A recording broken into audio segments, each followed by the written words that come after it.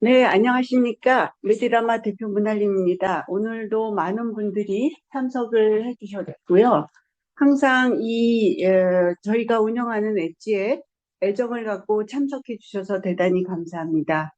4월 달이 가까워지면서 날씨는 아주 따뜻해지고 또 금방 벚꽃도 필 것 같은데 한편 산불도 나고 여러 가지 재해가 있어서 또 걱정이 되기도 합니다. 여러분 모두 건강 조심하시고 또 일에서 많은 성과를 얻으시기를 바라겠습니다. 우리 김인영 이사님께서 이제 다음 달이 되면 상무님이 되실 텐데요.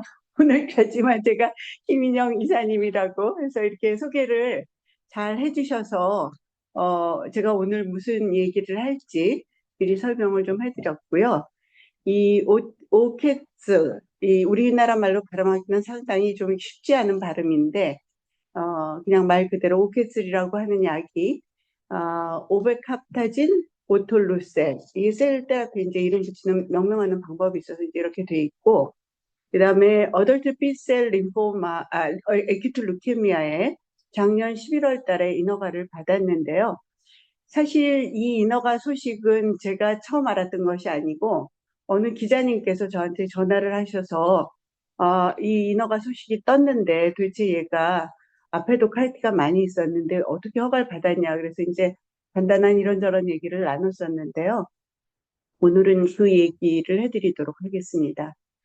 이 어프로벌 스토리하고 칼티의 일반적인 얘기를 조금 설명을 드리고 그다음에 B셀 ALL의 치료에 대해서 조금 말씀을 드리고요.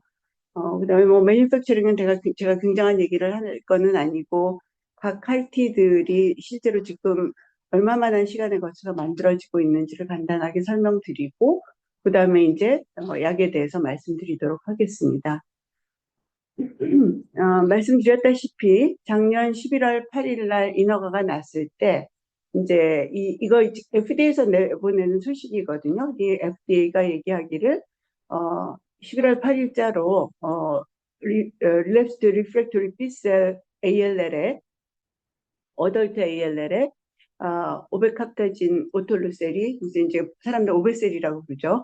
오베셀이 인허가를 받았다. 그런 얘기를 하면서 CD19 포지티브 B셀 ALL에 받았는데 이제 이때 relapsed refractory의 정의를 여기 간단하게 설명을 하고 있습니다. 그래서 레미션이 됐는데 12개월 이내에 재발을 하거나 또는 2개 이상의 치료에 재발을 한 경우 또는 알로제네익 스템셀 테라피를 했는데 3개월 이후에 재발한 경우를 이제 RAL이라고 규정을 해서 소식을 얘기를 하고 있고요. 그 다음에 또 다른 이제 소식지 온콜라이브라고 하는 게 온콜로지에 대해서 여러 가지 소식을 많이 이제 전하고 있는 그런 그 미디어인데요.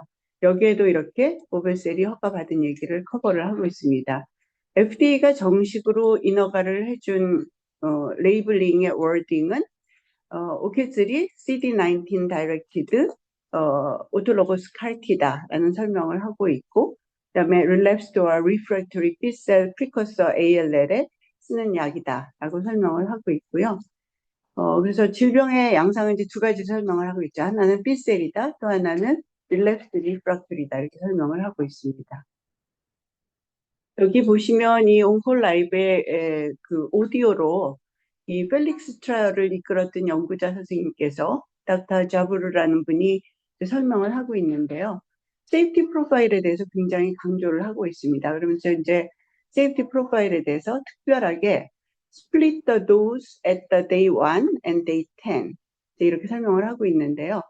여러분들께서 CAR-T 치료에 대해서 굉장히 친숙하지 않은 분들은 이것이 새로울 게 없는 건지 새로운 건지 잘 알기가 어려울 수가 있는데 이제까지 모든 CAR-T들은 림포 디플리션을 한 다음에 24 내지 48시간이 지난 다음에 원타임으로 줬었습니다.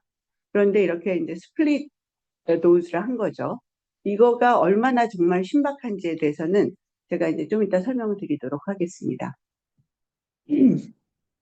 지금 들으시는 분들께서 저보다 이런 테크놀로지에 대해서 훨씬 더 잘하는 분들이 많을 거라서 제가 이거를 아주 그 엑스퍼트 입장에서 설명할 수는 없겠지만 파티가 이제 진화가 쭉 되어 왔고 so-called approved CAR-T는 다 second generation입니다. 그래서 구조적으로 보면 antigen recognition 포션이 있고 쭉 들어가서 이제 면역 기전을 일으키는 곳이 있는데, 가장 first generation과의 차이점은 immune co-stimulatory molecule이 CD28 또는 4-1BB를 이렇게 넣어서 하고 있고, 이게 이제 실제로 셀 익스펜션이나 persistence에 어떤 영향을 미치는지 좀 이따 설명드리도록 하겠습니다.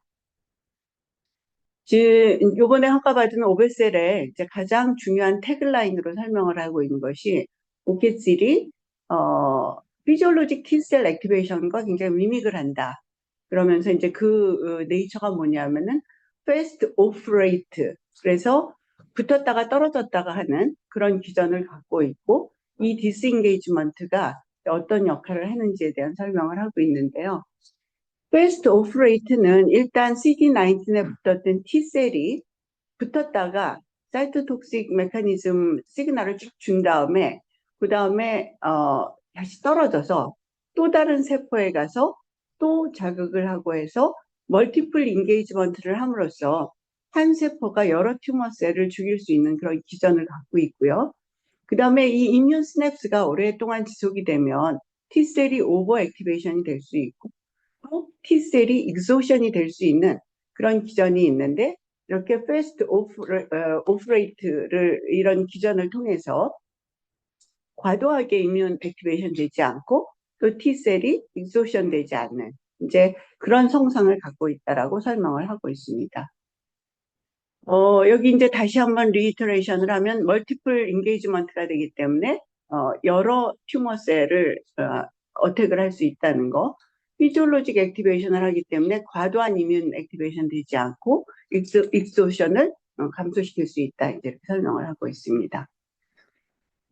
이제까지 인허가가 된 CAR-T의 스트럭처를 보면 이제 엔티젠 레코그니션 포션은 어떤 엔티젠을 레코그니션 하는가에 딸렸겠지만, 구조적으로 보면은 싱글 체인 F인 경우가 있고 VHH라 그래서 나노바디를 사용한 경우가 있는데, 8BT 하나만 지금 나노바디로 엔티젠 레코그니션 포션을 만들었고요. 그 다음에 이제 SFV는 대부분의 이제 다른 CAR-T들이 이제 사용하고 있는 것인데, 이것들은 오프 타겟 이펙트를 일으킬 수 있는 그런 문제점이 있지만, 어쨌든 이제까지는 가장 많이 쓰이고 있는 그런 이제 그 분자 구조가 되겠습니다. 코스티뮬레이터리 도메인은 CD28을 이용하거나 4-1BB를 이용하거나 둘 중에 하나를 이용할 수가 있는데, 예스카타나 테카르투스가 같은 것들은 CD28을 이용을 하고 있습니다. CD28과 4-1BB의 가장 큰 차이점은 얼마나 빨리 T셀 익스펜션을 시킬 수 있는가. 그래서 CD28을 쓰는 경우에는 T셀 익스펜션이 굉장히 빠른 시간에 일어나고, 그렇지만 persistence는 비교적 짧은 걸로, 상대적으로 짧은 것으로 돼 있고, 이게 굉장히 빨리 익스펜션이 되면서 T셀 익소션이 빨리 일어날 수 있는 그런 단점이 있을 수가 있겠습니다. 반면에 4-1BB를 사용하면 이제 일단 피크에 이를 때까지 시간은 오래 걸리지만 굉장히 오랫동안 persistence 할 수 있는, 그래서 오늘 제가 설명드린 오피스도 페리페럴 블러드에서 36개월 이상 persistence 한 그런 데이터를 갖고 있고요. 얘기 드린 대로 일주일 이내에 빨리 익스펜션이 되는 CD28에 비해서 피크가 1주에서 1주가 지난 다음에 2주까지 시간에 액티베이션이 되는 것을 알 수가 있습니다. 자, 지금 이제 B셀 ALL에서 허가를 받은 두 개의 CAR-T가 있는데요. 킴리아가 2017년에 CAR-T로서 최초의 인허가를 받았고 CD19을 이용을 했습니다.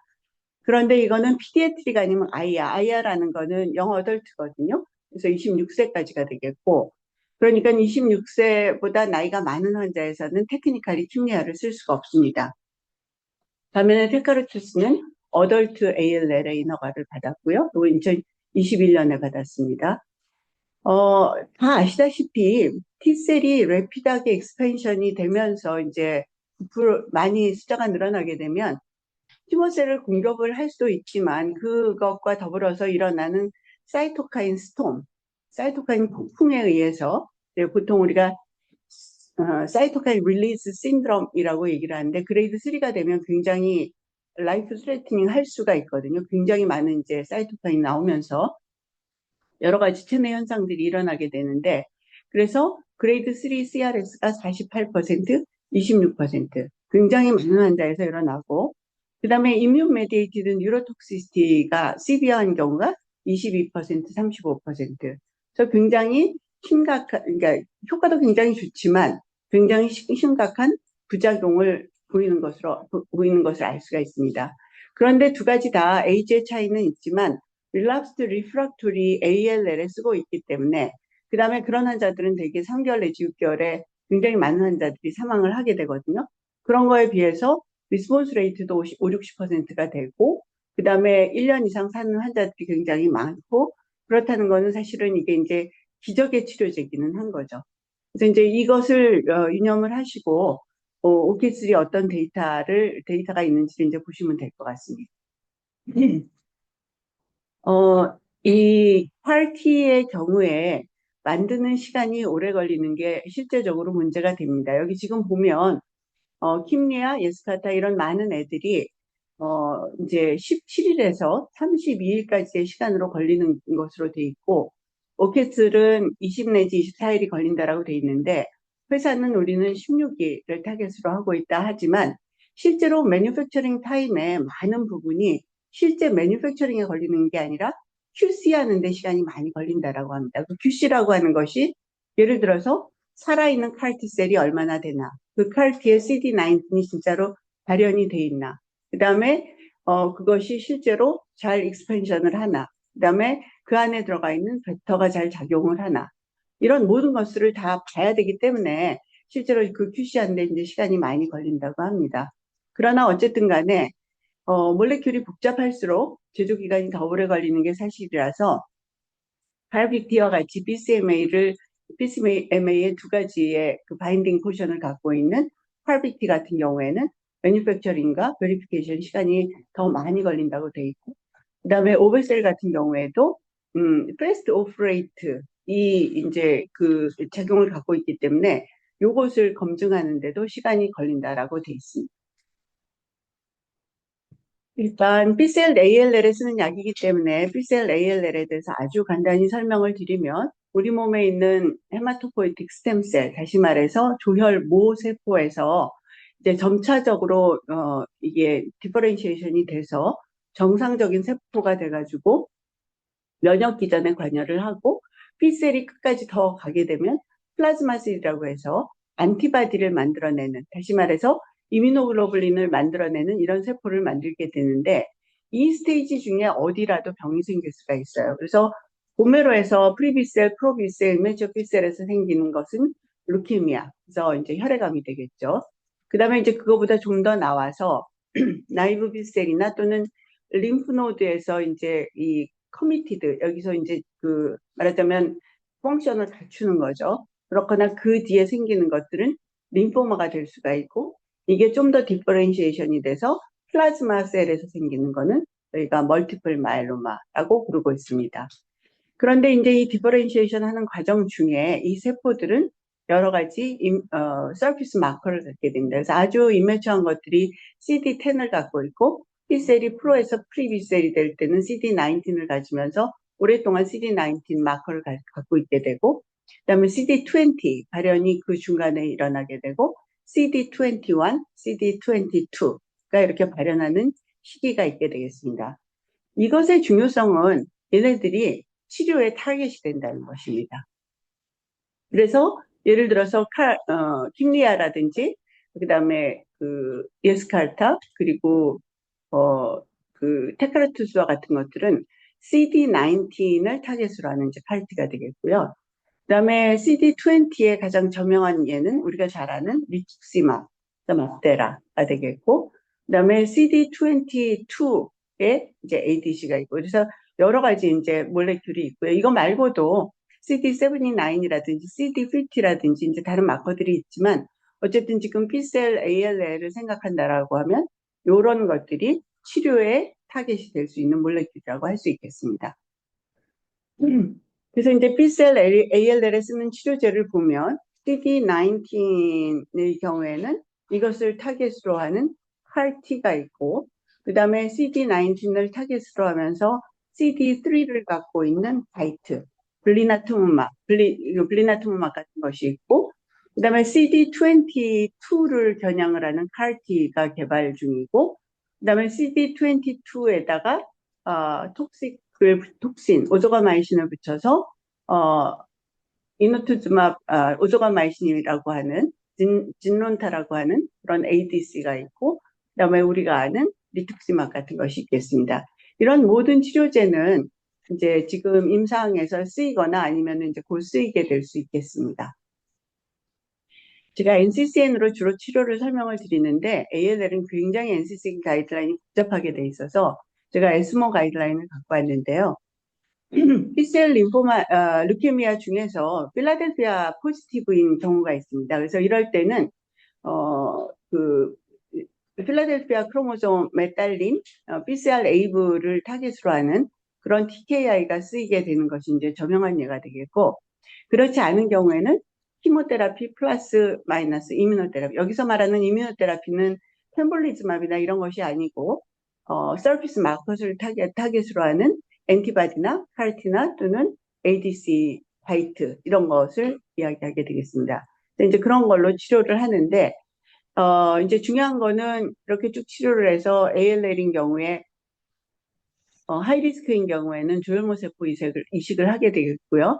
그다음에 이제 콘솔리데이션으로 또 계속 치료를 할 수가 있겠는데, 아까 제가 처음에 설명을 드린 것처럼 어떤 형태로든 재발이 되게 되면 2차적인 치료를 해야 됩니다. 그래서 2차 치료를 하는 것은 대부분은 서피스 마커를 타겟으로 하는 그런 약제들을 쓰게 되겠습니다. 이런 약제들로 보면 CD20를 타겟으로 하는 리투크시맙이나 오파투모맙, CD22를 타겟으로 하는 ADC인 이노투스맙 오조가마이신, 그 다음에 CD19을 타겟으로 하는 바이트나 CAR-T가 있겠습니다. 이거는 NCCN인데 그런 약제들이 여기 나와 있고요. 자, 이제 우리가 B셀 ALL의 치료 결과를 얘기하기 전에 리스폰스 어세스먼트에 대해서 조금 개념을 갖고 있어야 될 텐데요. 우리가 헤마톨로직 말리그넌시에서는 리스폰스를 하지 않고 CR의 개념은 complete remission이라고 부릅니다. 그래서 complete remission의 데피니션은 루케믹 셀인 림포블라스트가 없다는 거는 하나도 없다는 건 아니고 본메로에서 블라스트가 5% 미만이면서 헤마톨로직 리커버리가 잘 돼 있는 경우, 그래서 앱솔루트 뉴트로필 카운트가 1000개 이상, 그다음에 플레이트릿이 10만 개 이상으로 리커버된 경우가 컴플리트 레미션이 되겠고, 컴플리트 레미션이 돼 있지만 인컴플리트한 헤마톨로직 리커버리가 된 경우가 있습니다. 그래서 림포블라스트는 이제 5% 미만으로 떨어졌는데 플레이트릿이나 또는 뉴트로필이 충분히 리커버가 되지 않는 경우가 있을 수가 있겠습니다. 그 다음에 이제 헤마톨로직 리커버리가 파샬만 된 경우, 그런 경우는 뉴트로필과 플레이틀릿이 진짜 충분히 회복이 되지 않은 그런 상태를 얘기를 하겠고요. CNS 레미션은 CNS에 이제 림포블라스트가 없어야 되는데 CNS 2, 3는 림포블라스트가 얼마나 많느냐에 따라 얘기를 하는 거지만 CNS1은 CNS에서 적어도 비저블 림포블라스트가 없어야 되겠다라는 게 이제 정의가 되겠습니다. 자, 지금부터 이제 오케슬에 대해서 말씀을 드릴 텐데요. 오케슬은 펠릭스라고 하는 페이스 1, 2 트라이얼입니다. 그래서 페이스 3 트라이얼이 아니고 페이스 1B, 2 트라이얼이 인허가를 받은 피보탈 트라이얼이 되겠습니다. 일반적으로 스크리닝을 하고 28일 이내에 치료를 시작하는 프로토콜과는 달리 CAR-T는 중간에 루카페레시스를 해서 CAR-T셀을 준비하는 기간이 대부분 한 달 이상 걸리기 때문에 이제 이 기간 동안이 상당히 문제가 됩니다. 그래서 스크리닝을 해서 루카페레시스를 한 다음에 환자를 인로를 한 다음에 이제 매뉴팩처를 해야 되잖아요. 매뉴팩처를 할 때까지 시간이 아까 제가 17일부터 32일까지 걸린다라고 했는데 사실 그거보다 더 걸리는 경우도 굉장히 많거든요. 그래서 처음에 심리가 났을 때 매뉴팩처링이 56일 걸리고 너무 길어서 환자들이 중간에 많이 돌아가시고 이제 그런 거를 방지하기 위해서 이 기간 동안에 브리징 테라피라고 해서 치료를 하게 됩니다. 이제 요 동안에 키모테라피를 하게 되겠고요. 그런 다음에 이제 림포 디플리션이라는 거를 해서, 어, 요때 이제 그 다음에 이 프로토콜은 림포 디플리션이라는 그 활티를 집어넣기 위해서 우리 몸 안에 공간을 만들어주는 림포 디플리션 치료를 하기 전에 본메로 아스피레이션을 해서 루키믹 스테이투스를 다시 판정을 하게 됩니다. 이 판정을 하는 이유는 제가 여기서 설명을 드릴 거고요. 그렇게 한 다음에 이제 두 번에 거쳐서 스플릿 도스의 인퓨전을 하게 되고, 그 다음에 이제 이피커스 세이프티를 팔로우업을 하는 이런 프로토콜인데요. 이 부분이 아까 제가 굉장히 신박하다라고 설명을 했던 부분이에요. 그래서 이제 림포 디플리션을 하기 직전에 한 본메로 아스피레이션에서 여기서 진단을 했지만 여기서 이제 다시 한번 보는 거죠. 브리징 키모를 중간에 브리징 테라피를 했으니까. 이 브리징 테라피를 한 다음에 이 결과를 봤을 때 본메로 블라스트가 이 프로토콜 전체는 본메로 블라스트가 5% 이상인 환자를 집어넣었기 때문에 5% 이상일 건데 그 환자를 두 군으로 나누어서 20% 미만인 군과 20%보다 많은 그룹으로 나눴습니다. 되는 이유는 우리 몸에 루케믹 버든이 많을 때 CAR-T를 집어넣게 되면 엔티제닉 스티뮬레이션이 굉장히 많기 때문에 굉장히 CAR-T가 익스플로시브하게 익스펜션이 되면서 CRS 이런 현상이 굉장히 현저해집니다. 그래서 이 사람들이 블라스트가 20%가 있는 경우에는 10 곱하기 그러니까 10 밀리언 CAR-T셀을 집어넣었고, 그 다음에 튜머 버든이 작은 데에는 100 밀리언 CAR-T셀을 집어넣습니다.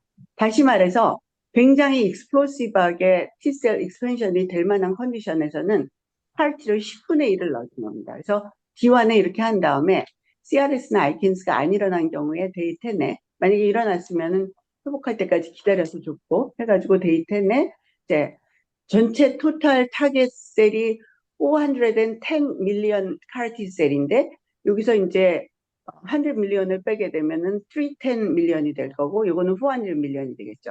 그렇게 해서 CAR-T를 집어넣어주는 이런 치료를 했습니다. 여러분께서 제가 드리는 이 프레젠테이션을 다 잊어버려도 요 한 장만 기억한다면 오케슬이 다른 치료제하고 뭐가 달라라는 거는 누구한테나 명확하게 설명하실 수 있을 겁니다. 이제 아까 제가 처음에 환자를 집어넣을 때 보메로블라스트가 5% 이상인 환자를 넣었다고 했는데요. 이제 112명의 환자를 인로를 했는데 실제로 루카페레시스를 해가지고 셀을 만들어서 이제 집어넣은 거는 94명이에요. 94명인데 그 중간에 굉장히 많은 환자들이 나갔잖아요. 18명이. 이 환자들이 그 사이에 돌아가시거나 또는 여러 가지 이제 문제가 생겨서 여기서 예를 들어서 서플라이 릴레이티드 그러면 매니팩처링이 석세스풀하게 되지 않았거나 하여튼 이런 이유로 이제 리타이어가 된 환자들이고, 그 다음에 궁극적으로 FDA가 이 프라이머리 오브젝티브와 전체 디자인에 의해서 이피커시 이밸류어블은 65명이에요 라고 판정을 했습니다. 그 이유는 림포 디플리션을 하는 시기에 5% 이상의 림포 블라스트가 있어야 되는데 요전에 브리징 테라피를 했다고 했잖아요. 브리징 테라피를 해서 본메로 블라스트가 5% 이하로 미만으로 떨어진 환자가 23명이 있었습니다. 그 다음에 6명의 환자에서는 본메로 블라스트는 5% 이상 있었지만 아웃 오브 스코프 프로덕트, 아웃 오브 스페시피케이션 프로덕트, 말하자면 프로덕트 퀄리티가 충분하지 않았던 거죠. 그래서 이제 이 부분을 이피커시 이밸류어블 파퓰레이션이라고 규정을 했습니다. 조금 전에 제가 브리징 테라피를 설명을 했는데 여기 이제 브리징 제가 키모라고 했네요. 브리징 테라피를 하게 되면은 5% 처음에 5% 미만이었던 사람이 많아질 수도 있고 그대로 스테이할 수도 있을 거고, 그다음에 5%에서 75%인 사람들이 이렇게 많이 줄어들거나 비슷하거나 더 많이 늘어날 수도 있을 거고, 75%처럼 굉장히 많았던 사람들도 5% 미만 또는 5 내지 75%, 32% 이렇게 될 텐데 어쨌든 간에 5% 이상이었던 환자가 65명이 이제 되겠습니다. 이피커스 결과를 보시면 여기 보시는 바와 같이 112명이 처음 루카페레시스를 하는 환자들이고, 이제 그 환자들에서의 이게 말하자면 이제 소콜드 이피커스 이밸리어블이 아니라 ITT라고 할 수가 있겠죠. 왜냐하면 이제 컨센트를 하고 들어온 환자들이니까. 이제 그 환자들에서 컴플리트 리스폰스가 3개월 이내에 일어난, 말하자면 프라이머리 엔드포인트를 만났던 환자가 36%. 근데 이피커스 이밸리어블은 아까 제가 따로 띄었다고 했잖아요. 5% 이상인 환자들, 그 다음에 프로덕트 스페시피케이션이 충분했던 환자들.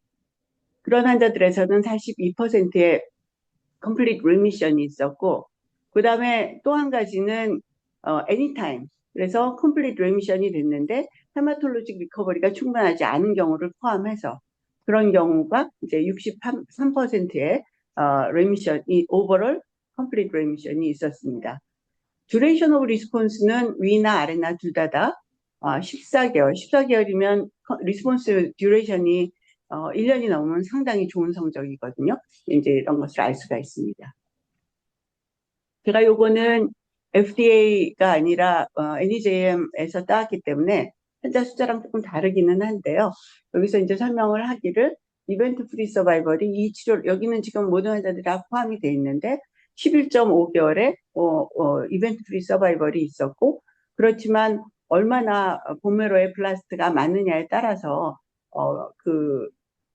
프로그노스가 굉장히 다름을 설명을 하고 있습니다. 이거는 오버롤 서바이벌 데이터고, 또 전체 환자에서 15.6개월의 미디언 오버롤 서바이벌, 오버롤 서바이벌도 플라스트의 숫자에 따라서 예후가 달라집니다. 세이프티를 보시면 이제 세이프티에 뭐 여러 가지 팩터들이 있을 수가 있는데 가장 중요한 거는 이제 그 사이토카인 릴리스 신드롬하고 아이캔스가 스페셜 인트레스트 오브 어드버스 이벤트거든요. 그래서 사이토카인 릴리스 신드롬이 전체적으로 75%니까 많기는 했지만 그레이드 3 이상인 환자는 3%였고요. 그 다음에 이 이뮨 릴레이티드 뉴로톡시시티가 있었던 환자는 24%인데 실제로 그레이드 3 이상은 7%였습니다. 근데 이따가 이제 제가 나오는 숫자를 보면은 7%와 12%가 나와서 약간 헷갈릴 수가 있는데, 여기는 보면 디노미네이터가 100명이에요. 그래서 여기 보시면은 어드버스 이벤트가 10% 이상인 환자들을 100명의 환자에서 했기 때문에 7%인데, 실제로 아까 얘기한 대로 5% 이상의 블라스트가 있었고 그런 환자들을 대상으로 한 경우에는 이 숫자는 같은데 이뮨 릴레이티드 뉴로톡시시티는 12%로 다소 더 높습니다. 그 이유는 튜머 버든이 높으면 이뮨 리액션이 더 많이 일어나기 때문에 이 숫자가 더 늘어났다고 생각이 됩니다. 그 다음에 이제 랩 아브노말리티로 림포피니아, 루코피니아, 뭐 트롬보사이토피니아, 아네미아 같은 것들은 림포 디플리션을 하기 때문에 일어나는 현상이고요. 그 다음에 이제 하이퍼 페리티네미아나 또는 AST 중에서 AST가 올라가는 것들은 이제 이뮨 릴레이티드 또는 인플라마토리 리액션 때문에 그렇다라고 할 수가 있습니다. 전체 환자 중에서 9명의 사망 케이스가 있었는데요. 인펙션, 펄모나리 엠볼리즘, 그 다음에 이제 헤모파고스틱 신드롬이나 그 마크로페이지 액티베이션 신드롬 때문에 사망을 했습니다. 제가 한 가지 A를 충분히 설명을 안 드렸네요. 여기 보시면 CRS나 아이칸스 말고 다른 아웃스탠딩한 이벤트가 이제 크게 인펙션이 있겠습니다.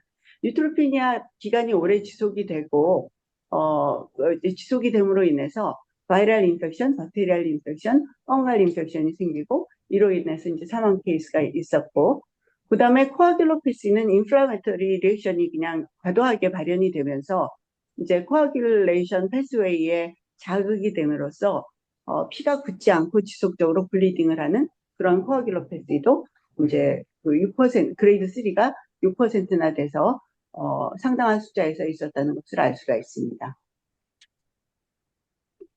제가 아까 이제 스플릿 도즈 얘기를 말씀을 드렸었는데요. 스플릿 도즈를 사용을 함으로써 이제 아까 그 튜머 버든이 많은 환자에서는 10 밀리언을 주고 나중에 400 밀리언을 주고, 그다음에 블라스트가 적은 경우에는 100 밀리언을 준다면 310 밀리언을 주자고 했잖아요. 여기서 이제 CRS 레이트가 3%, 2%, 그다음에 아이칸즈 레이트가 12%, 10%인데 이것이 이제 실제로는 그 다른 칼티드랑 비교하면 얼마나 좋은 데이터든지 조금 이따가 숫자를 보여드릴 텐데요. 일단 하여튼 이런 이제 컴플리케이션이 실제로는 전체적인 숫자는 많아 보이지만 시리어스 이벤트는 굉장히 줄어든 것을 알 수가 있습니다. 그래서 하이어 보메로 플라스트 프리젠테이션이 있을 때 칼티 익스펜션이 더 많이 되는 건 사실이지만 옛날에 했던 칼티들처럼 한 번에 더 봐주는 것보다는 훨씬 적은 그런 톡스가 일어났다라는 것을 알 수가 있겠습니다. 지금 제가 그 킴리아 말고 테칼투스만 갖고 왔는데 이게 이제 어덜트에만 인디케이션이 있기 때문에 헤드투 그러니까 비교할 수가 있는 거죠. 그래서 오키츠는 스플릿 도즈로 줬고 그다음에 이 테칼투스는 싱글 도즈로 줬는데 피크 익스펜션은 여기는 14일에 일어났고 이거는 7일에 일어났고 이제 CD28 써서 그런 것도 있긴 하지만 퍼시스턴스는 36개월까지 갔고 요거는 맥시멈 24개월까지 갔고 CRS가 그레이드 3 이상이 26%나 되는 거에 비해서 오케스트의 경우에 3%니까 굉장한 이제 개선이 있었죠. 그다음에 시비어 아이캔스도 35%에서 12%. 그래서 FDA가 얘기하기를 플릿 도즈 어드미니스트레이션 오브 오케스트는 이피커시를 컴프로마이즈 하지 않고 세이프티에 대한 베니핏을 주었다라고 이제 설명을 하고 있습니다.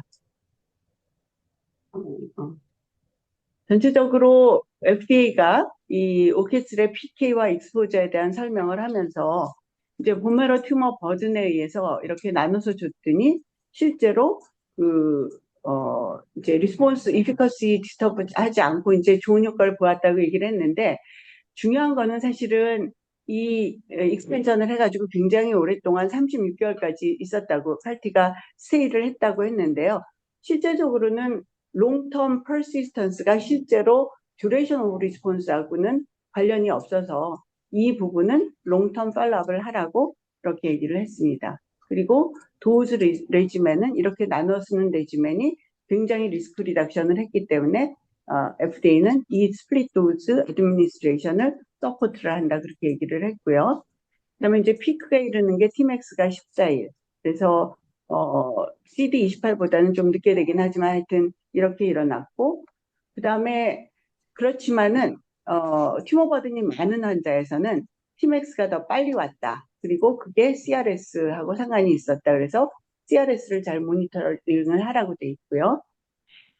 그다음에 이제 아까 얘기했지만 다시 한번 말씀을 드리면 칼티의 익스펜션, 퍼시스턴스는 36개월까지 PB에서 있었고 아까 말씀드린 대로 이게 칼티의 롱거 레미션하고는 상관이 없는 것으로 보인다라고 설명을 하고 있고 사이토카인이 빨리 올라간 환자들 대부분 한 달 이내에서 일어나는데 빨리 일어나고 많이 올라간 환자들은 CRS하고 상관이 있기 때문에 사이토카인 모니터링을 클로즈하게 하라 얘기를 했고 그다음에 이게 이제 CD19을 타겟으로 하다 보니까 그 6개월 정도는 B셀 에이플라지아, B셀이 없어지는 현상이 생겨서 이게 이제 사실 인펙션하고 관계가 있을 수도 있는데 그럼에도 불구하고 FDA는 B셀 디플리션이 된 것 자체는 클리니컬리 그렇게 미닝풀하지는 않다. 그렇지만 이뮤노글로뷸린을 모니터링을 하라 이렇게 돼 있고요. 그 다음에 오케스의 PK라는 면에서 AG하고는 PK가 상관이 없다 이렇게 얘기를 했고 그렇지만 에이시안인 경우에 AUC가 2배 일어났는데 에이시안의 숫자는 굉장히 작기 때문에 이 드론 임상시험에 드론 환자 숫자가 작기 때문에 앞으로 이제 폴로업을 하라고 돼 있습니다. 제가 이 그 익스포저하고 리스폰스 그래서 익스포저하고 그러니까 이 튜머 버든 예를 들어서 AUC하고 CMAX가 높은 환자들은 오케트의 익스펜션이 점점 많이 됩니다. 그래서 AUC도 전체적으로도 굉장히 많고 그 다음에 CMAX도 높은 것을 알 수가 있습니다. 이 현상이 이피커시하고는 별로 상관은 없었는데요. 왜냐하면 실제로 전체적으로 AUC나 CMAX가 실제 리스폰스에는 상관은 없었는데 이것이 예를 들어서 CRS나 또는 아이칸즈하고는 리네한 코릴레이션이 있었습니다. 그래서 이제 이 부분은 중요하게 생각을 해야 될 것 같습니다. 여기 이제 리스폰더가 있고 논 리스폰더가 있는데 리스폰더하고 논 리스폰더 사이에 아까 얘기 드린 대로 AUC나 또는 CMAX가 실제로 리스폰더와 논 리스폰더 사이에 차이는 없었는데 그렇지만 맥시멈에 이르는 시간이 리스폰더에 더 빨랐고 그 다음에 오랫동안 persistence 했습니다. 이제 요것과 아까 FDA가 얘기한 persistence가 오래오래 됐던 환자들이 과연 duration of response도 길었던가 그런 릴레이션십은 없다고는 했지만 롱텀 팔로업을 해서 그 결과를 보라고 얘기를 하고 있습니다. 베니핏 리스크 어세스먼트는 어프로벌의 가장 중요한 리뷰 포인트인데요. 여기서 항상 베니핏이 리스크를 상회를 해야 어프로벌을 해주는 건데 전체적인 걸 보면 ALL은 어메니티가 굉장히 높다. 그다음에 커런트 트리트먼트 옵션은 여러 가지 CD19 테라피가 있고 그다음에 HCT도 있지만 여전히 CAR-T 테라피의 새로운 그런 치료제로서 오케슬과 같은 약제는 필요하다. 이렇게 얘기를 했고 실제로 이 치료제를 통해서 complete remission rate가 42%고 그다음에 overall complete remission이 63%로 하고 그다음에 median duration of response가 14개월로 충분히 meaningful한 베니핏이 있었다. 설명을 하고 있고 그레이드 3와 그레이드 3의 CRS와 ICANS가 없었던 건 아니지만 실제로 이미 허가해준 테칼투스와 같은 거에 비해서는 훨씬 적은 그레이드 3 어드버스 이벤트가 있기 때문에 굉장히 좋은 치료제로서 이제 그렇게 인식을 했고 그다음에 이제 그 CRS와 아이캔스 같은 경우는 이거는 블랙박스 워닝, 박스 워닝에 씀으로써 매니저블 하다라고 얘기를 했고 그 대신에 롱텀 팔로업을 하라 이렇게 얘기를 했는데요. 롱텀 팔로업은 여러 가지 의미가 있을 수 있을 것 같습니다. 여러분들께서 작년, 재작년에 있었던 뉴스들을 기억할지 모르겠는데 CAR-T를 받은 환자 중에서 새로운 루케믹 이벤트가 그러니까 루케미아가 아닌 환자에서도 루케미아가 일어나는 그런 보고들이 있었거든요. 그래서 이제 15year 롱터텀 팔로업을 하라고 돼 있는데 그럼에도 불구하고 램스가 필요 없는 다시 말해서 CRS와 아이캔스가 그렇게 인스턴스가 높지 않기 때문에 램스 프로그램을 구동시킬 필요가 없다라고 얘기를 하고 있어서 램스가 없이 인허가를 받은 첫 번째 CAR-T가 되겠고 그 다음에 65명이면 굉장히 작은 숫자잖아요. 랜더마이즈 트라이얼도 아니고 그런데 트러디셔널 어프로벌을 받았습니다. 여기 이제 강조 포인트는 펠릭스를 통해서 인허가를 받았고 그다음에 뭐 CR 엔드포인트 3개월에 만났고 세이프티가 램스가 필요 없이 매니저블 했고 그래서 이제 트러디셔널 어프로벌을 해줬다라고 돼 있고요. 전체적으로 보면 상당히 임프레시브한 클리니컬 디벨롭먼트를 했습니다. 그래서 2019년도 노벰버에 2019년도 4월 달에 프리 IND 미팅을 했으니까 이제 그러고 나서 2, 3개월 후에 IND를 했을 거고요. 그 다음에 그 해에 11월 달에 바로 올판 드럭 데지그네이션을 받았고 그 다음에 임상시험을 시작한 지 2년 반이 안 돼서 약에서의 그 BTD와 마찬가지인 RMAT 데지그네이션을 받았습니다. 그리고 그 다음에 2023년 11월 여기 지금 19년에서 6위까지 하면은 4년 반 정도의 시간이 4년 반이 안 되는 기간인데 4년 반이 안 되는 기간에 BLA를 서미션을 했고 그다음에 그때로부터 이제 1년이 안 된 날짜에 액추얼 어프로벌을 받았습니다. 그래서 이게 전체적으로 보면 2019년 8월이고 이게 이제 11월인데 중요한 포인트는 이 시간이 5년이라는 시간이고 그다음에 이 하는 동안에 이 사람들이 스플릿 도즈에 대한 그런 인사이트를 갖고 개발을 했고 생상을 하지를 않고 싱글암 스터디로 65명의 이베일리어블한 환자를 가지고 트러디셔널 어프로벌을 받았다라고 하는 것이 굉장히 중요한 포인트가 되겠습니다. 여러분들께 제가 PMR과 PMC의 정의를 전에도 설명을 했던 것 같은데요. 이제 어프로벌을 하게 되면 FDA는 포스트 마케팅 리ኳ어먼트 이거는 맨데이토리입니다. 트러디셔널 어프로벌을 했는데 저기 맨데이토리한 거는 피디애트릭 스터디를 해라. 그래서 1세에서 17세, 16세까지 환자들을 대상으로 하라고 돼 있고, 요거는 이제 2024년에 받았으니까 3년 반 이내 데이터를 내라고 돼 있고요. 그다음에 또 한 가지는 PMR로서 500명 이상의 환자에서 long-term follow-up. 그래서 assess risk of secondary malignancy에는 long-term safety를 보라고 돼 있는데, 요거를 이제 500명에서 15년을 보니까, 어, 허가받은 날짜로부터 20.5년을 팔로우업하는 그런 스터디를 하라고 되어 있습니다. PMC는 전부 다 매니팩처링에 관한 거예요. 그래서 매니팩처링에 관한 건데, 여기 보시면 예를 들어서 칼티 릴리즈에 대해서 액큐러시와 리니어리티를 보라. 이 릴리즈 테스트라는 게 릴리즈 어세이라는 게 뭐냐면 칼티를 만든 다음에 진짜로 CD19이 표현이 돼 있나? 칼티 바이어블한 칼티 셀이 얼마나 되나? 그다음에 걔의 실제로 바이올로직 액티비티가 어떻게 되나? 그다음에 그 트랜스덕션이 어떻게 되나? 이런 거를 다 검사를 하는 거거든요. 그것을 비롯해서 여러 가지 매니팩처링에 대해서 하라고 돼 있고, 요거는 올해 안에 다 하도록 되어 있습니다. 제가 처음에 칼티가 제가 슬라이드를 앞쪽 걸 뒤로 가져서 3번이라고 붙어 있네요. CD19 칼티가 이미 인허가를 받았는데, 그리고 이제 두 개라고 돼 있는데, 두 개는 하나는 테크알투스고 또 하나는 킴리아인데, 킴리아는 이제 어덜트를 다 커버하지 않으니까 어떻게 해서 또 다른 칼티가 이렇게 인허가를 받았나. 이제 이게 제가 처음에 얘기했던 기자님이 저한테 물어보셨던 거거든요.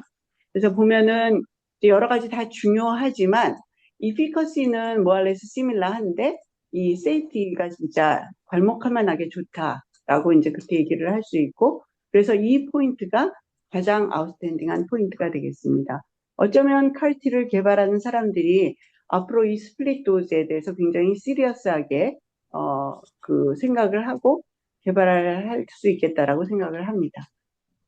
오늘 말씀드린 거를 다시 한번 이제 전체적으로 설명을 드리면, 두 개의 칼티셀이 ALL에, B셀 ALL에 인허가를 받았는데, 오키슬이 새로운 칼티 치료제로 또 인허가를 받았고, 그것이 이제 세이프티 프로파일이 좋고, 그 다음에 이제 실제 바이올로지컬하게 익스펜션 카이네틱스를 가지고, FDA가 이제 인허가를 해줬는데, 임상적인 효과는 컴플리트 레미션 레이트가 42%, 그다음에 오버롤 레미션 레이트가 63% 이렇게 돼 있고, 그다음에 스플릿 도즈를 한 것이 시비어 CRS와 아이캔스를 드라마틱하게 줄였고, 그다음에 이런 방법을 통해서 칼티가 36개월까지 익스펜션이 충분히 되고, 그렇지만 FDA는 피디애트릭 스타디와 15이어 폴로업을 하도록 그렇게 이제 맨데이트를 했고, 그다음에 PMC 스타디로서 회사가 여러 가지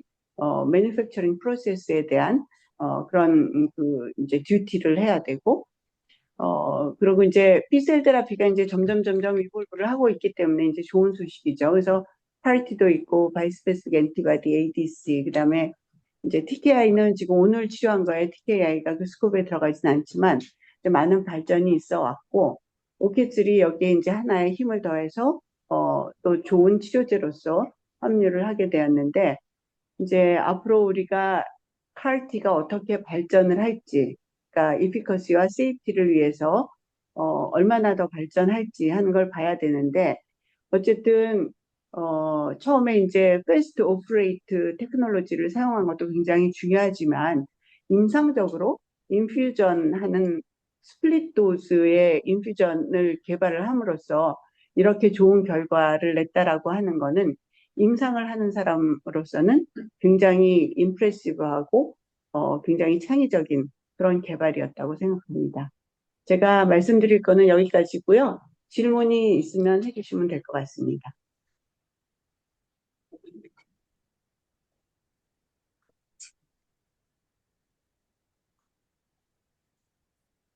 예, 대표님, 저 유한양행 이준영입니다. 네, 안녕하세요, 이사님. 네, 예, 안녕하세요. 너무 강의 네, 잘 들었고요. 그러면은 네. 지금 이 오카츠 같은 경우에는 항체 자체가 CD19 항체 자체가 다른 카티 대비 어떤 특별한 점이 있거나 카 구조가 특별한 게 아니라 실은 이 스플릿 인퓨전에 따른 임상적 그 디자인 때문에 지금 안전성이 증가됐다고 보시는 거죠. 지금 전체적으로 설명은 그렇게 할 수 있을 것 같고요. 왜냐하면은 처음에 이분들이 이제 패스트 오퍼레이트를 강조를 하기는 했는데 실제로 패스트 오퍼레이트를 씀으로써 뭐 세포의 숫자를 굉장히 줄였다든지 그렇게 함으로써 이피커시가 굉장히 좋아졌다든지 그런 결과는 아니거든요. 그래서 패스트 오퍼레이트가 실제로 임상적으로 어떤 메릿을 갖고 왔는지에 대해서는 확실하지 않고 그거보다는 인퓨전 하는 방법이 훨씬 더 이 전체적인 개발의 주안점이었다고 생각이 됩니다. 그럼 혹시 오토로스사가 이 그 임상 디자인 갖다가 혹시 특허나 이런 것들을 좀 출원을 했을까요? 베리 굿 포인트인데 모르겠네요. 제가 그걸 찾아보지 않았고, 그거를 특허냈는지 찾아보진 않아서, 만약에 특허를 냈다 그러면 다른 사람들이 쓰고 싶어도 못 쓸 수는 있을 것 같은데, 그런 특허를 내면 사회적으로는 나쁜 사람들일 것 같긴 해요. 아, 예, 감사합니다. 네, 감사합니다. 문화님 채팅창에는 선생님, 말씀, 정현진인데요. 네, 안녕하세요. 네, 강의 잘 들었습니다. 약간 좀 다른 포인트인데, 아까 저는 제일 인상적이었던 게 미국에서 램스를 부여하지 카티 치료제에 램스를 부여하지 않았다는 게 상당히 정말 어, 규제 기관이 정말 뭐라 그럴까요? 어떻게 보면 그런 게 부여하지 않는다는 것도 어떻게 보면 되게 컨피던스라는 생각이 들긴 하는데, 과연 이런 게 이제 한국에 또 어떻게 규제기관에서 또 어떻게 받아들일지 궁금한데, 그, 결국은 아까 이제 램스는 없다고는 했는데 또 세컨더리 말리그넌시를 위한 15년 장기 추적은 하라 그랬거든요. 네, 네. 그러니까 이게 또 결국은 이게 램스를 부여 안 했다는 것이 또 PMR로서 또 결국은 15년 장기 추적은 하는 건 또 그 얘기가 그 얘기 아닌가. 물론 이제 그게 아까 아이칸스나 CRS에 대한 랜스는 없고 세컨더리 말리그넌스에 대한 장기 추적을 하라는 거여서 약간은 좀 의미가 다르기는 한데 그 부분은 또 이게 또 미국의 램스랑 또 뭐 유럽의 또 RMP랑 또 이건 또 약간은 조금 다를 거여서 그 부분에 대해서는 좀 어떻게 봐야 될지 궁금합니다. 네, 이거를 제가 정답을 얘기할 수 있는지는 모르겠는데 제 의견을 말씀드리면 일단 이제 램스라고 하는 것은 사실은 램스나 RMP나 둘 다 실제적으로 액션을 취해야 되는 부분이 있는데 그 액션 중에는 페이션트 에듀케이션과 레이블도 이제 사실은 램스의 일부라고 할 수는 있어요. 근데 이제 정식으로 하는 램스라고 하는 거는 인디비주얼 케이스를 추적을 함으로써 그 데이터를 리얼타임으로 이제 보는 거가 사실은 주안점이기는 하거든요. 그리고 이제 그다음에 FDA에서 항상 리뷰 포인트에서 중요하게 생각하는 거는 그 어드버스 이벤트가 시리어스하고 프리퀀시가 많은 것도 중요한데 그게 얼마나 익스펙티드하고 매니저블한가 하는 게 굉장한 포인트거든요. 그래서 이 경우에는 그리고 이제 아까 얘기하신 대로 FDA는 포멀 온콜로지, Certified Oncologist Reviewer가 100명이 넘어요. 그러면 그냥 온콜로지 프랙티스를 아주 잘하는 사람들이 피지션들의 마인드와 똑같이 리뷰를 한다라고 생각하시면 되기 때문에 오닥 같은 것도 그 오닥에서 리뷰한 것들을 보면 포인트가 expected and manageable함은 문제를 삼지를 않아요. 그래서 이게 일단 프리퀀시가 낮고 그다음에 시비어리티도 훨씬 그러니까 시비어한 케이스가 낮고 그래서 그리고 그다음에 이게 여기 보면 이제 또 뭐라고 설명이 돼 있냐면 다른 건 필요 없고 퀄리티 매니지먼트 프로토콜로 램스를 대신한다라는 설명이 있는 부분이 있거든요. 그래서 그런 부분에 대해서 아닌 게 아니라 컨피던트하게 과감하게 필요 없다라고 결정을 했다고 생각을 하고요. 제가 식약처에 대해서는 식약처가 어떻게 했다라고 또는 어떻게 할 것이다라고 얘기할 수는 없지만 식약처에서 가끔 미국에서는 얼트라 레어 캔서라서 참상을 하지 않고 PMR로 케이스를 몇 명을 더 넣으라든지 아니면 미국 데이터가 없기 토리팔리맙처럼 네조페린잘 캔서에 개발한 경우에 포스트 어프루벌 리콰이어먼트로 참상을 하라 하지 않고 북미에서 그냥 에스니시티를 리프레젠트 할 수 있는 100명을 넣어서 PMR을 하라 그랬거든요. 이게 현실적이고 될 것과 안 될 것과 그다음에 실제로 프랙티스에서 중요한 거를 감안을 해서 하기 때문에 아닌 게 아니라 리뷰어들의 컨피던스 레벨하고 상관이 있는 것 같긴 합니다. 짧은 질문을 길게 대답해서 죄송합니다. 감사합니다. 네.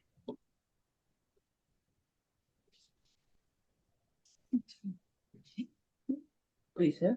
채팅창에는 아직 질문이 없으신데, 네, 저 말씀 주셔도 되고, 저희 채팅창에 질문이나 코멘트 올려주셔도 좋습니다.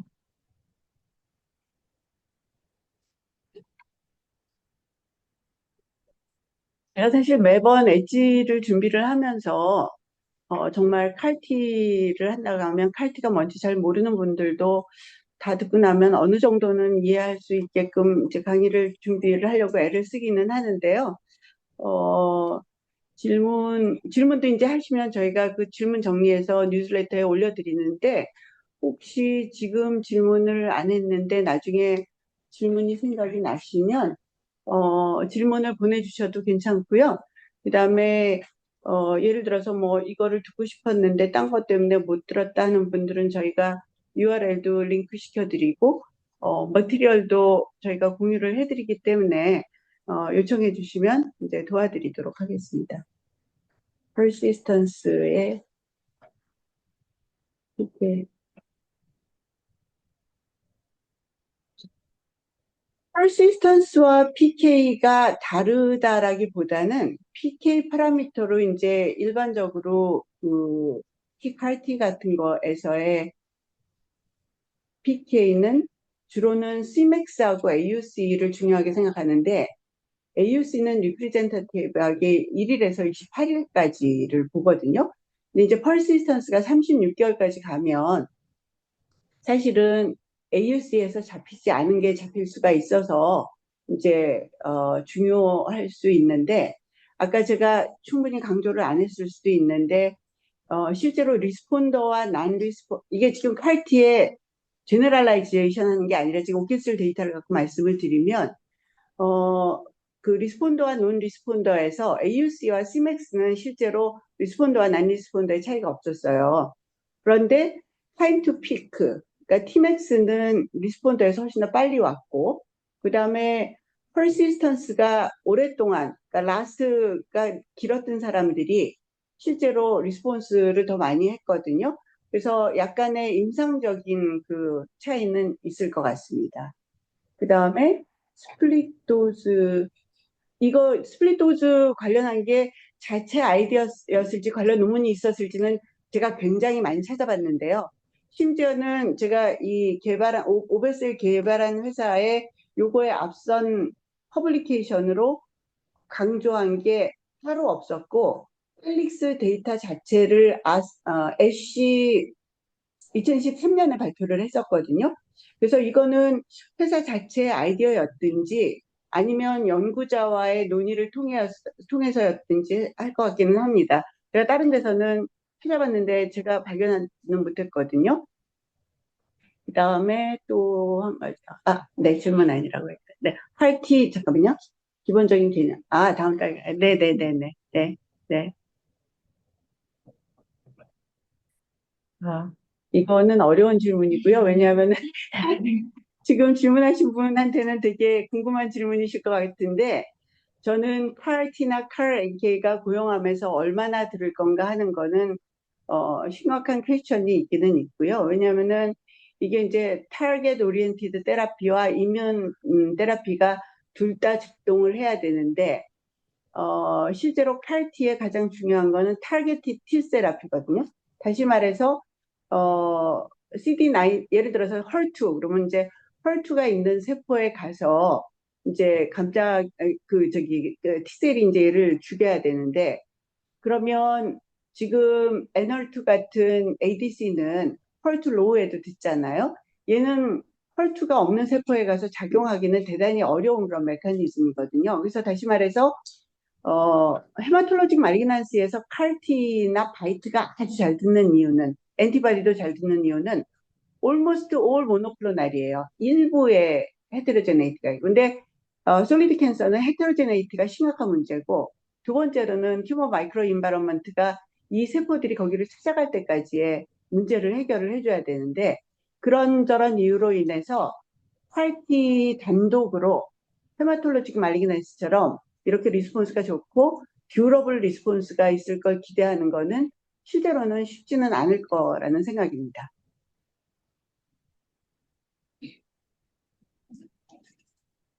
PMR과 네, 이거 아까 설명을 드리긴 했는데 다시 한번 설명드리면 PMR이라고도 하고 PAR, 포스트 어프로벌이라고도 설명을 하고 있는데 이제 포스트 마케팅 리ኳ어먼트는 FDA가 리ኳ어를 하는 거고요. 포스트 마케팅 커미트먼트는 회사가 하겠다라고 코밋을 하는 겁니다. 그래서 물론 협의에 의해서 이루어지는 거지만 PMR은 맨데이터리예요.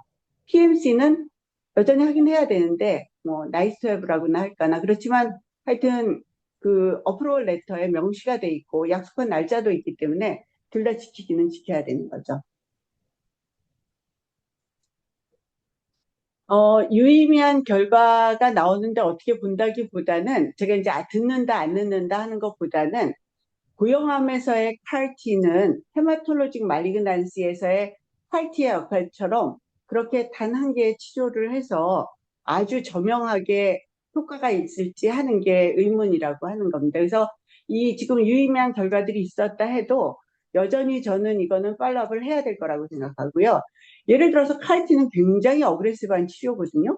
GPC3를 타겟으로 HCC에서 타겟으로 해서 만약에 CAR-T 치료를 했다라고 하면 리버 캔서 환자들은 반은 크로닉 리버 디스가 그러니까 거의 대부분 다 크로닉 리버 디스가 있으면서 굉장히 아픈 환자들인데 이 CAR-T를 이겨낼 수 있는 환자들이 얼마나 되고 그래서 그러면 디노미네이터가 작아지면 효과는 좋은 것 같아도 하일리 셀렉티드 그룹에서 나오는 거기 때문에 그래서 이거는 저는 앞으로 좀 더 추이를 보지 않으면 지금 굉장히 전망이 좋을 건가 하는 거는 저는 퀘스천너블하다고 생각은 합니다.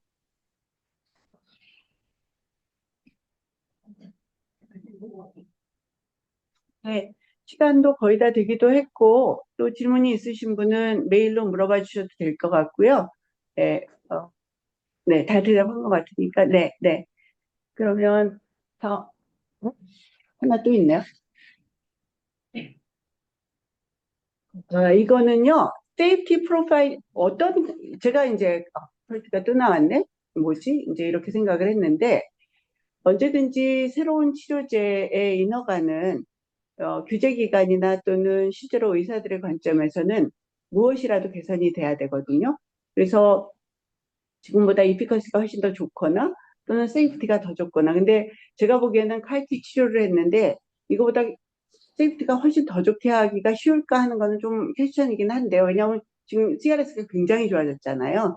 그래서 세이프티가 꼭 더 좋아져야만 받을 수 있다라기보다는 이피커시가 더 좋으면 좋을 수가 있겠죠. 또 다른 방법을 누가 찾을 수도 있겠죠. 그래서 어쨌든 뭐 임상적이나 또는 규제적인 관점에서는 어떤 면에서라도 개선이 있어야 허가를 받을 거라고 생각은 합니다. 네. 네, 채팅창으로 질문은 없으신 것 같고, 혹시 추후에 요청사항이나 질의 있으시면 저희 메일로 보내주셔도 될 것 같고요. 네, 진짜 10몇 년 전에 내과 중환자실에서 젊은 AL 환자들 떠나보내서 되게 속수무책 같았는데, 정말 고무적인 신약들이 많이 나와서 너무 좋은 것 같습니다. 저희 다음 강의에도 참석 많이 부탁드리고, 오늘 참석해 주셔서 감사합니다. 네, 감사합니다. 감사합니다.